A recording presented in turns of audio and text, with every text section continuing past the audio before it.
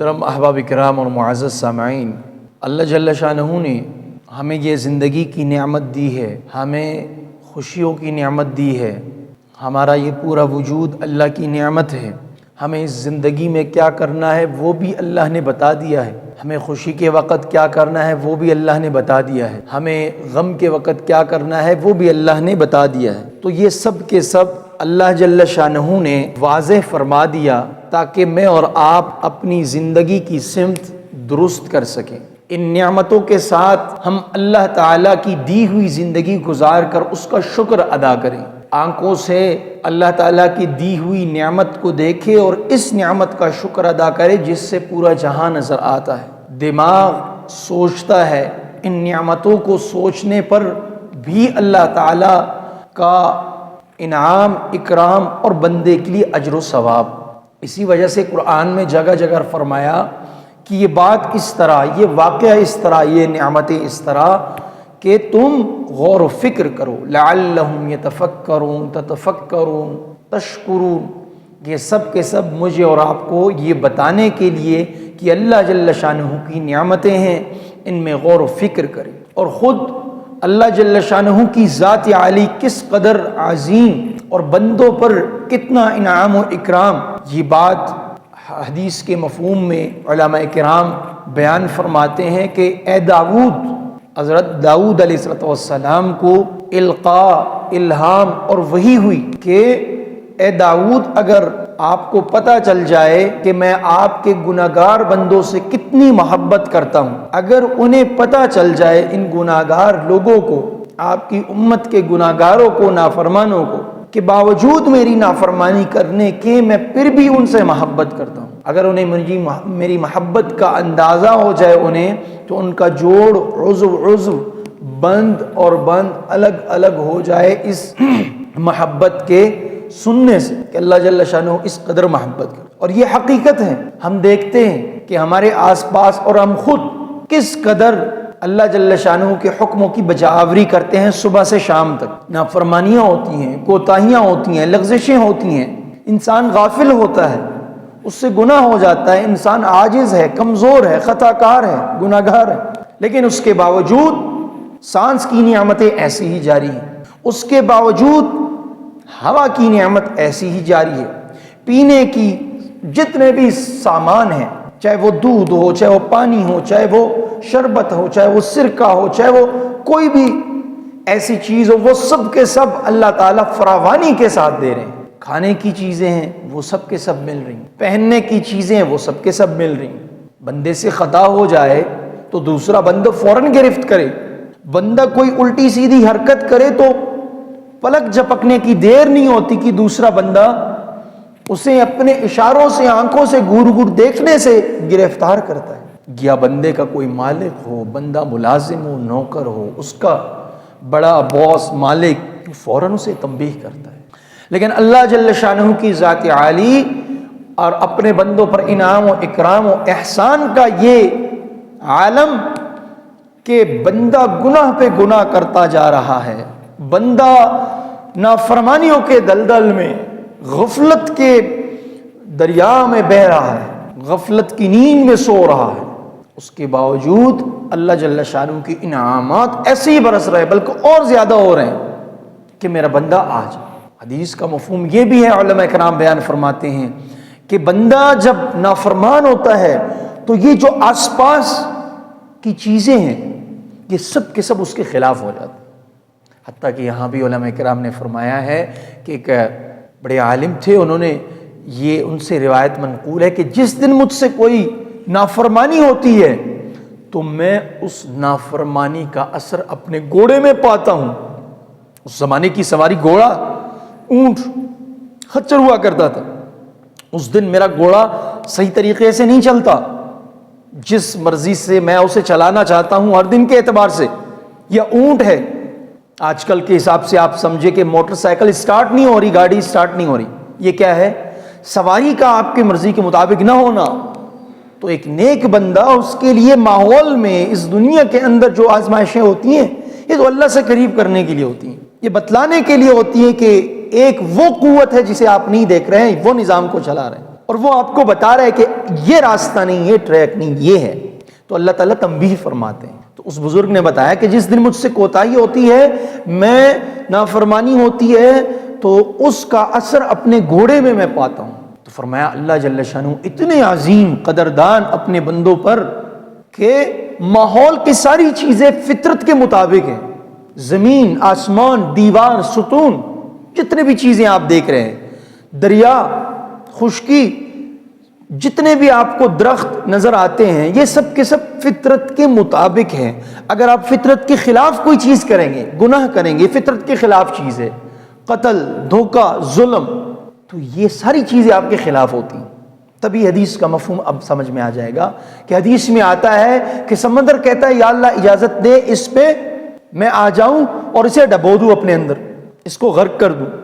آسمان کہتا ہے اجازت دے اس نافرمان کو یا اللہ میں اس پہ برس پڑوں، اور ہوا کہتا ہے یا اللہ اجازت دے کہ میں اس کو اڑا کے پہاڑوں سے ماروں، ٹکرا دوں۔ تو اس کے باوجود یہ سب کے سب اللہ کے مخلوق اور انسان بھی، تو اللہ جل شانہ ان مخلوقات سے فرماتے ہیں کہ اگر تمہارا بندہ ہے تو تم انہیں پکڑ لو، اگر میرا بندہ ہے تو میرے اور اس کے درمیان فیصلہ چھوڑ دو۔ کبھی میرا یہ بندہ دن کو یا رات کو کسی لمحے میں اگر مجھ سے صلح کر دے گا تو میں اس سے راضی ہو جاؤں۔ تو اللہ جل شانہ اتنے قدردان ذات، اتنے قدردان ذات ہے۔ کئی واقعات ہیں اللہ جل شانہ کی قدردانی کے کہ انسان کے چھوٹے سے عمل کو اللہ تعالیٰ بڑا چڑھا کے اس کے لیے بنا دیتے ہیں۔ دیکھو قرآن مجید میں لِيَبْلُوَكُمْ أَيُّكُمْ أَحْسَنُ عَمَلًا، یہ نہیں فرمایا اللہ جل شانہ نے کہ تم کتنا زیادہ عمل کرو گے، چھوٹا سا عمل کرو لیکن اچھے طریقے سے کرو، اس میں اخلاص پھوٹ پھوٹ کے بھری، بالکل رضا الہی کے لیے، کوئی اور مقصد نہ ہو، جی چھوٹا سا عمل ہو تو اللہ تعالیٰ اسے بہت پسند فرماتا۔ تو اس پر کہ اللہ جل شانہ بندے سے محبت بہت زیادہ کرتے ہیں، بندہ چاہے جتنا بھی گناہ گار ہو، گیا گزرا ہو، اس کو حقیر مت سمجھو۔ کیا پتہ اللہ جل شانہ کو اس کی کون سا اس کی ادا اور اس کو کون سا عمل اللہ کو پسند آ جائے۔ تو یہ اللہ جل شانہ کی بڑی مہربانی ہے۔ تو اللہ تعالیٰ کی طرف ہم آئیں، 5 وقت ہمیں اللہ جل شانہ اپنے دربار میں بلانے کا شرف بخش رہے ہیں۔ فرمایا اللہ جل شانہ کیسے مہربان ہیں، کیسے قدردان ہیں۔ عبداللہ ابن مبارک رحمۃ اللہ علیہ کو واقعہ سناتا ہوں، چھوٹا سا مختصر۔ حج سے واپسی پر مزدلفہ میں قیام کر رہے ہیں۔ حجاج کرام کو علم ہے کہ وہاں مغرب اور عشاء کی نماز یکجا ہوتی ہے مزدلفہ میں۔ تو عبداللہ ابن مبارک رات خواب میں دیکھتے ہیں کہ ایک فرشتہ دوسرے فرشتے سے کہہ رہا ہے کہ اس سال حجاج کرام کی تعداد کتنی تھی اور کتنوں کی قبول ہو گئی۔ تو دوسرا فرشتہ عرض کرتا ہے کہ اس سال آنے والے حجاج کرام کی تعداد 6 لاکھ تھی۔ تو وہ عرض کرتا ہے کہ کتنوں کی قبول ہوئی پھر؟ تو وہ عرض کرتا ہے دوسرا فرشتہ جواب دینے والا کہ کسی ایک کی بھی قبول نہیں۔ انا للہ و انا الیہ۔ عبداللہ ابن مبارک اتنے گھبرا جاتے ہیں، پریشان ہو کے اٹھ جاتے ہیں نیند سے کہ یا اللہ یہ کیا ماجرا، استغفار پڑھتے ہیں، روتے ہیں، الہ ازاری کرتے، پھر سو جاتے ہیں دوسری کروٹ پہ جب سوتے ہیں تو پھر یہی خواب وہیں سے دیکھتے ہیں جہاں سے خواب اچھٹ گئی تھی۔ تو پھر وہ فرشتہ عرض کرتا ہے کس کا مطلب ہے کسی کی نہیں قبول ہو گئی؟ کتنے آئے تھے؟ 6 لاکھ۔ کتنے کی قبول ہوئی؟ کسی کی نہیں۔ یہ عرض کرتا ہے کسی کی نہیں قبول ہوئی۔ اس نے کہا کہ بغداد میں ایک موچی ہے، وہ جوتوں کو ٹھیک کرنے والا، مرمت کرنے والا، سینے والا، اس کی وجہ سے 6 لاکھ کی حج قبول ہو گئی۔ سبحان اللہ۔ عبداللہ ابن مبارک پھر کھڑے ہوتے ہیں اور شکر ادا کرتے، بہت خوش ہوتے کہ اللہ میں بھی تو تھا، الحمدللہ حج قبول ہو گئی۔ واپسی پہ حج کے سارے مناسک ختم ہوتے ہیں، عبداللہ ابن مبارک سیدھا بغداد پہنچتے ہیں، بجائے گھر کے سیدھا بغداد پہنچتے ہیں۔ ادھر ڈھونڈتے ہیں کہ وہ موچی کون سا ہے جس کی وجہ سے جنہوں نے حج بھی ادا نہیں کیا، جو حرمین بھی نہیں آئے، اس کے باوجود وہ کون سا عمل کیا جس کی وجہ سے اللہ جل شانہ نے اتنا بڑا رتبہ دیا اور ہم جیسوں کی حج قبول کی۔ ڈھونڈتے تلاش کرتے موچی تک پہنچ جاتے ہیں۔ ڈھونڈنے والوں کو ہم شان کئی بھی دیتے ہیں، اور جو تلاش کرتا ہے، جو طلب صادق لے کر آتا ہے، جو اپنی اصلاح کرنے کے لیے پھرتا ہے، جو اللہ کو راضی کرنے کے لیے راستے ڈھونڈتا ہے کہ میری ملازمت، میری تجارت، میرا ماحول، میرا معاشرہ اس قدر اندھیریوں میں، تاریکیوں میں گھرا ہوا ہے، مجھے کوئی نظر نہیں آ رہا، معاشرہ ایسا چل رہا ہے، رواجیں ایسی چل رہی ہیں، ہمارے یہاں بدعات ایسی چل رہی ہیں، میں کیسا چلوں؟ جو تلاش کرتا ہے اللہ اسے پہنچا دے۔ عبداللہ بن عمر پہنچے، تو پوچھا کہ حاجی صاحب حج مبارک ہو. تو موچی نے کہا کہ بھائی میں نے تو حج نہیں کیا، میں اپنا چھوٹا موٹا کاروبار کرتا ہوں، میں یہیں پہ رہا ہوں، حج نہیں کیا میں نے. اس نے کہا حج مبارک ہو بھائی. اس نے کہا وہ کیسے آپ کہہ رہے ہیں کہ حج مبارک ہو؟ اس نے کہا کہ یہ سارا واقعہ سنا ہے، اس طرح میں نے خواب میں دیکھا یہ سارا کچھ. اس نے کہا آپ کرتے کیا ہیں؟ کہا موچی گیری کا کام کرتا ہوں اور تو کچھ نہیں کرتا، نمازیں پڑھتا ہوں اور کوئی تہجد اور اس کے علاوہ کوئی بڑی بڑی عبادتیں نہیں کرتا ہوں. عرض کرنے کا مقصد ہم غور کریں کہ اپنے معاملات ٹھیک کریں، اپنی معاشرت ٹھیک کریں، اخلاقیات ٹھیک کریں. کوئی کرتا ہے آپ کے ساتھ معاف کریں، کسی کے ساتھ اچھائی کریں. یہ اللہ کے ہاں کتنے بڑے اجر کا حامل ہوتے ہیں یہ اعمال. ذرا دیکھیے اس واقعے سے، ان واقعات کا تو یہی مقصد ہوتا ہے. اللہ جل شانہ نے قرآن میں واقعات تو ذکر کیے ہیں، قوم عاد کے، قوم سمود کے، جتنے بھی جو نا قوم نوح کے. تو یہ اس کا مطلب یہی ہوتا ہے کہ ہم ان کو دیکھ کر کے بھئی یہ بھی ہم جیسے انسان تھے جو گزر چکے ہیں اور ہمیں بھی گزرنا ہے. اس وقت ہم موجود ہیں، 100 سال کے بعد ہم بھی نہیں موجود ہوں گے. تو کہنے کا مقصد جب یہاں سے جانا ہے تو کچھ لے کے جائیں ہم لوگ. اب لے کے کیا جانا ہے؟ اس واقعے سے ہمیں سیکھنا ہے کہ میں لے کے کیا جا سکتا ہوں، آپ لے کے کیا جا سکتے ہیں، وہ لے کے کیا جا سکتا ہے. تو عبداللہ ابن مبارک نے جب اس سے پوچھا تو اس نے کہا کہ میں حج کے لیے جمع کر رہا تھا اپنا جتنا بھی مجھے اس کام سے مل رہا تھا 2-4 پیسے. تو اپنا گھر کا راشن خریدنے کے بعد جتنا بچتا تھا وہ الگ رکھتا تھا کہ میں حج کو جاؤں. اتفاق سے جب میری رقم کچھ مکمل ہو گئی تو میں حج کے لیے روانہ ہو گیا، تیاری میں نے پوری کی. راستے میں تھوڑا آگے میں گزرا تھا اپنے علاقے میں، محلے میں، تو گوشت کی خوشبو مجھے محسوس ہوئی کہ کسی گھر میں گوشت پک رہا ہے. تو پھر میں واپس آ گیا، بڑی بھوک لگی تھی، گوشت عرصے سے میں نے نہیں کھایا تھا. تو اپنی گھر والی کو میں نے کہا کہ اس گھر کے پاس جا اور اس کو بتا دے کہ تھوڑا سا ہمیں بھی سالن دے دے، گوشت دے دے اگر کچھ ہے، تاکہ میں بھی گوشت کھا لوں. تو کہتے ہیں کہ ان کی گھر والی اسی گھر میں جا پہنچی جہاں سے گوشت کی خوشبو آ گئی. تو کہتے ہیں جیسے اندر گئی تو ایک عورت، بیوہ عورت، وہ ہانڈی میں ڈوئی ہلا رہی ہے اور گوشت تیار کرنے بیٹھی ہوئی.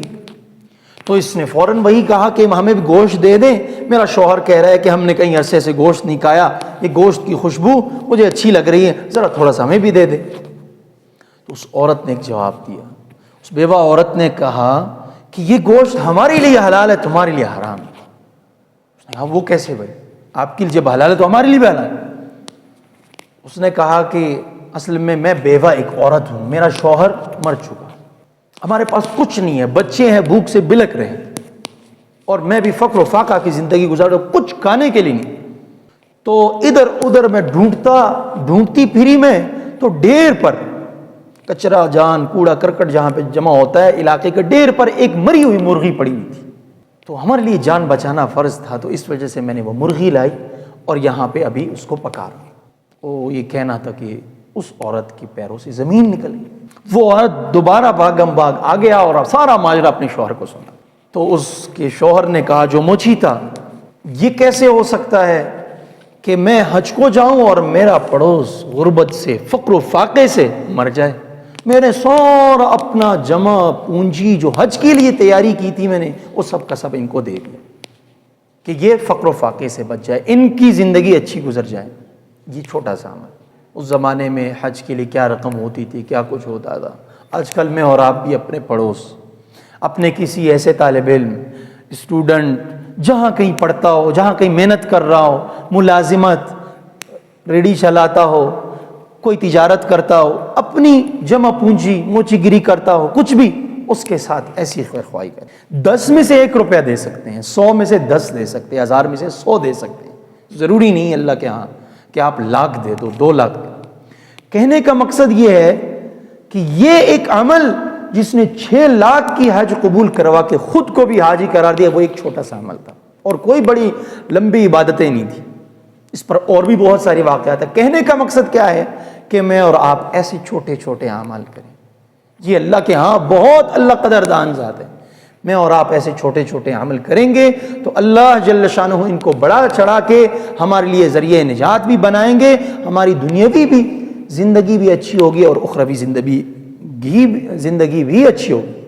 وجہ کیا ہے؟ اس کی ایک ویسے دنیوی اعتبار سے، عقل میں سمجھ آنے والے اعتبار سے میں آپ کو ایک مثال سمجھاتا ہوں۔ جب انسان دوسرے کی فکر سے بالکل ناواقف ہوتا ہے، جب انسان دوسرے کے احساسات نہیں سمجھتا، وہ طرح طرح کے مشکلات میں گھرتا ہے۔ یہ آج کل کی جو ہے نا تحقیق کا نتیجہ ہے۔ میں نے حدیث کے اعتبار سے، قرآن کے اعتبار سے، اخروی اعتبار سے، دینی اعتبار سے، شرعی اعتبار سے تو بتا دیا کہ میں اور آپ آنکھیں بند کر کے جو اللہ اور اس کے رسول نے کہا لبیک آمنا وصدقنا، اس پہ عمل کریں گے۔ لیکن دنیاوی اعتبار سے ہمیں عقل میں بھی یہ آنے والی بات، میں اور آپ اگر صرف اور صرف اپنا کھائیں گے، اپنا پئیں گے اور دوسرے کی فکر چھوڑیں گے تو یہ دنیا تو گول ہے۔ یہاں پہ کبھی سردی تو کبھی گرمی، کبھی خشک تو کبھی تھر، کبھی دنیا عیش و عشرت اور دنیوی ساز و سامان پیسہ ہے تو کبھی فقر و فاقہ۔ تو جو کرو گے ویسا ہی بھرو گے۔ یہ دنیا تو گھومتی ہے ایسی، اور اللہ تعالیٰ ہر ایک کو آزماتے ہیں اس میں۔ اگر میں نے ایسا کچھ کیا ہے تو دنیا کے لوگ بھی آپ کے ساتھ ایسے ہی کریں گے، اور اگر ایسا نہیں کیا ہے تو ایسا نہیں ہوگا۔ حدیث کا مفہوم ہے جو دوسروں پر رحم نہیں کرتا تو اللہ بھی اس پہ رحم نہیں کرتے۔ جب اللہ نہیں رحم کرتے تو لوگوں کے دل میں ان کے لیے کیا رحم ہو؟ تو کہنے کا مقصد یہ ہے کہ اچھائی کا نتیجہ اچھائی ہوتا ہے اور برائی کا نتیجہ برا ہوتا ہے۔ اللہ جل شانہ مجھے اور آپ کو ان باتوں کو سمجھ کر عمل کرنے کی توفیق عطا فرمائیں۔ بات خلاصہ یہ ہے کہ اللہ جل شانہ بہت قدردان ذات ہے، اس کی طرف میں بھی آؤں، میرا بھائی بھی آئے، پڑوس بھی آئے، ساری امت مسلمہ کو لے کر آئے۔ اللہ تعالیٰ مجھے اور آپ کو عمل کی توفیق عطا فرمائے۔